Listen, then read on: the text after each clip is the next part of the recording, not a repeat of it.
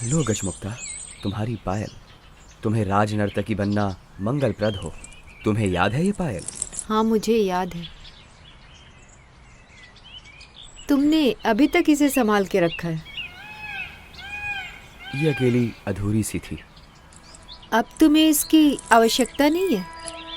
नहीं, मेरा प्रेम अब इस सब से बहुत ऊपर जा चुका है।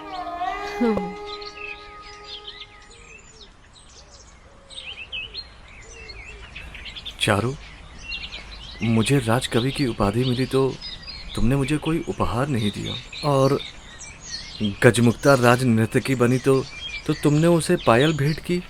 पीयूष, मैं तुम्हें प्रेम ग्रंथ दूंगा उपहार के रूप में। नहीं, वो प्रेम ग्रंथ मेरे पास ही रहेगा। मैं उसकी लाखों प्रतियां बनवा करके दूर दूर तक भिजवाऊंगी। नहीं, इस पर पूरा अधिकार मेरा होगा। चारू, इसे मुझे देना, ये मेरी संपत्ति है। देखो चारू, तुम अपनी बात से पलट रहे हो, और वैसे भी तुम गजमुक्ता को उसका उपहार दे चुके हो। पीयूष, तुम उस ग्रंथ की तुलना इस पायल से कर रहे हो, जिसकी एक जोड़ी पहले से ही मेरे पास है। अगर तुलना की बात है तो मेरी राजकवि की उपाधि और तुम्हारी राज नर्तकी की उपाधि में कोई तुलना नहीं है। क्या? पीयूष, इसका क्या अर्थ हुआ? मेरे गीतों ने तुम्हें राज नर्तकी बना दिया है। इस घमंड में मत रहना पीयूष।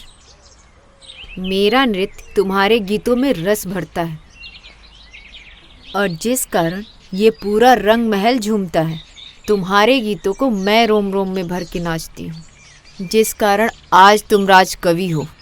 अच्छा, मेरे गीतों को तुम रोम रोम में उतार लेती हो?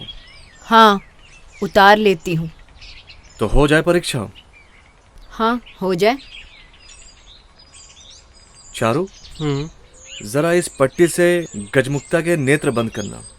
पर मुझे करना क्या होगा? जो गीत मैं गाऊंगा उसे तुम्हें लिखना होगा।